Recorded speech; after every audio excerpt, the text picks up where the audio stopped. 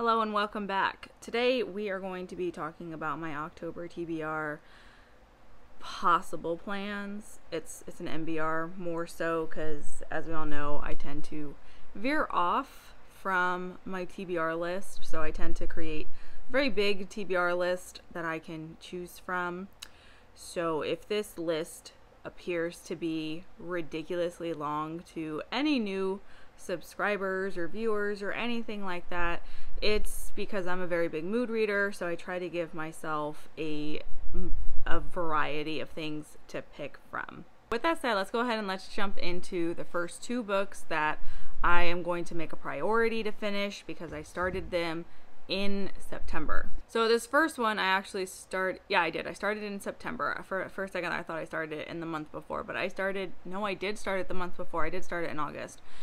So first is A Queen's Command, the second book in the Legend of Tall series by J.D.L. Russell. I honestly don't know why I didn't finish this last month. I got very distracted with my reading, and then towards the end of the month I became very depressed and just started picking up whatever got my fancy, and apparently finishing this wasn't one of them. So I want to make this a priority. I want to finish it. I'm halfway through. I'm at the 50% mark. I love it. I enjoy it. It's not like I stopped reading it just because I was not enjoying it, because I do genuinely enjoy the series. I think it's just my personal situation is seeping into my enjoyment of everything around me. So yeah, but I want to make this a priority so I can finish it. After that, the next one I want to finish is Oddity by Eli Brown. This is a middle grade book. I started it on the last Thursday of last month because I needed to listen to something while I was working on my art projects for school. And this was what I went with because it's middle grade. It doesn't take a lot of, brain power. I am enjoying it. I just need to finish it out. So I want to make that a priority. Next, I want to continue prioritizing the October Day series by Shannon McGuire. So I've already started An Artificial Night. And then I have the fourth book as an ebook, and then I have 5, 6, 7, and 8, just because I can read these pretty quickly. So after that, there's Chimes at Midnight, One Salt Sea, Ashes of Honor, and Chimes at Midnight. Why do I have that book twice? Well, that's a good way to figure out I have the same book twice. So it looks like I'll be returning one of these. So that's one less than I thought I had to read. I'm so glad we discovered that together. Also, this is so sad. It's a library copy, it's not mine, but that's sad. But yes, I will be working my way so I can finish reading more of those, since I do have the 2 arcs for the latest ones, and I would like to try and prioritize that. And I am thoroughly enjoying that series. I really, really like it, and I've only read 2 and a part of a 3rd book so far. So yeah, I definitely recommend it if you like urban fantasy.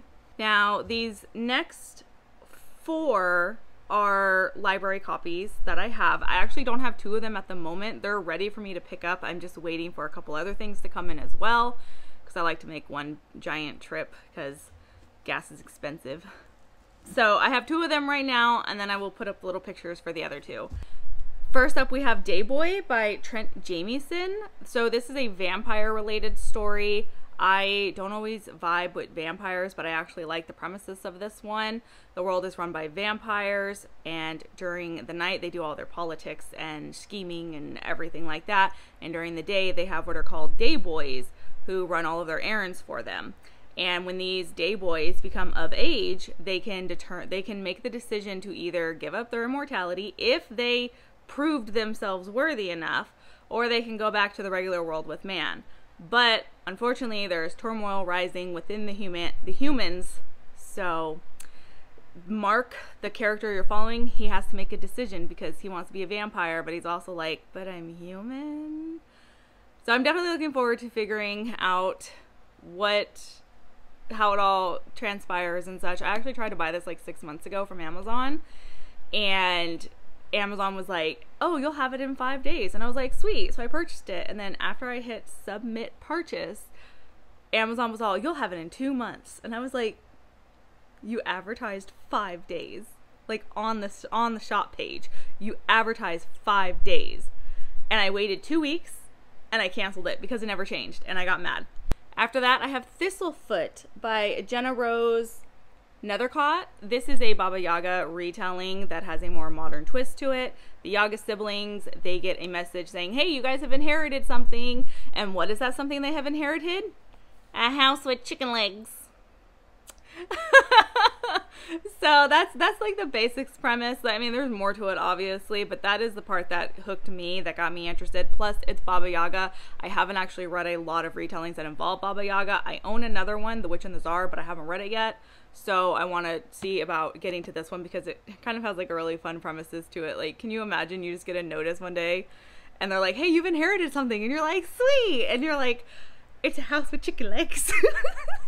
Like, for some reason that just sounds kind of hilarious to me, and I want to see what happens with these kids and how they handle inheriting a house that can literally walk. The next library book that I haven't picked up yet that is a high priority for me is called Red Rabbit by Alex Grecian. So I'm just going to read the synopsis to you guys. A ragtag posse must hunt down a witch through a wild west beset by demons and ghosts, where death is always just around the bend in this new supernatural horror by best-selling author Alex Grecian. Sadie Grace is wanted for witchcraft, dead or alive, and every hired gun in Kansas is out to collect the bounty of her head, including bona fide witch hunter Old Tom and his mysterious mute ward, Rabbit.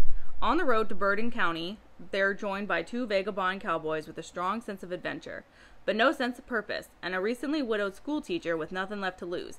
As their posse grows, so too does the danger. Racing along the drought-stricken plains in a stolen red stagecoach, they encounter monsters more wicked than witches lurking along the dusty trail. But the crew is determined to get that bounty, or die trying.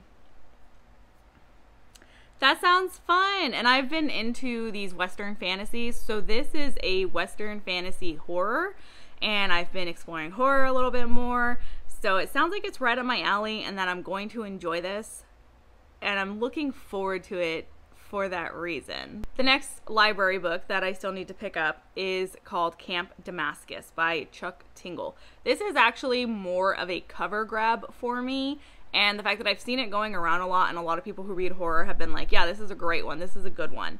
So I'm very interested in it for that aspect, but I figure let's read the synopsis together so we can both figure out what this is, because I spend a lot of time not reading synopsises and I just go for it. But let's see what this is about. From beloved internet icon Chuck Tingle, Camp Damascus is a searing and earnest horror debut about the demons the queer community faces in America, the price of keeping secrets and finding the courage to burn it all down. Welcome to Neverton, Montana, home to a God-fearing county with a heart of gold. Nestled high up in the mountains is Camp Damascus, the self-proclaimed most effective gay conversion camp in the country.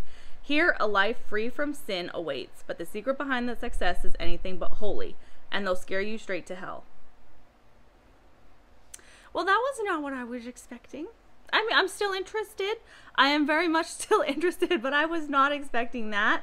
And I've said before that I like when religion is used as a plot to show the evil of religion.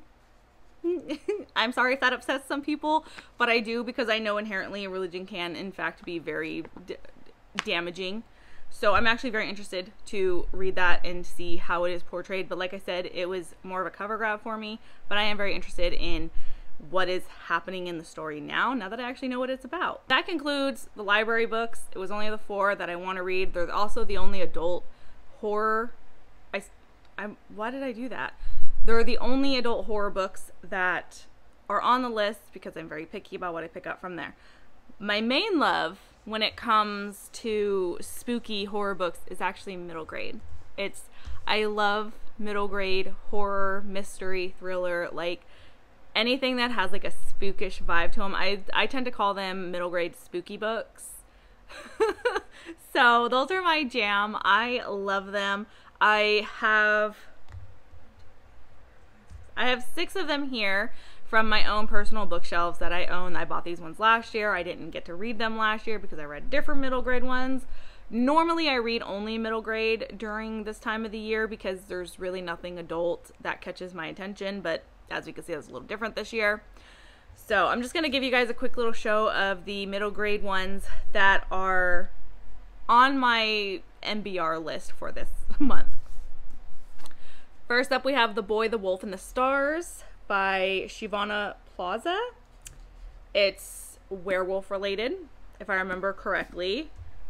I buy a lot of werewolf related books, okay? I like werewolves. After that, we have The Wolf's Curse by Jessica Vitalis. Again, another, like I said, another werewolf one. Then we have The Cavendish Home for Boys and Girls by Claire Legrand. I've actually had this one for about 3 years now, and it's long overdue, needing to be read. And the cover was what pulled me into it. Plus, it sounds like it's going to take place in like a house. It takes place in a house where kids are sent to. It's like a boarding school or something, but then kids go missing. And I'm like, oh, I love when kids go missing in stories. That sounds so terrible. Then we have Shadow Magic by Joshua Kahn. This one was a cover grab because I initially thought he was riding a dragon. That's a bat. That's a giant bat.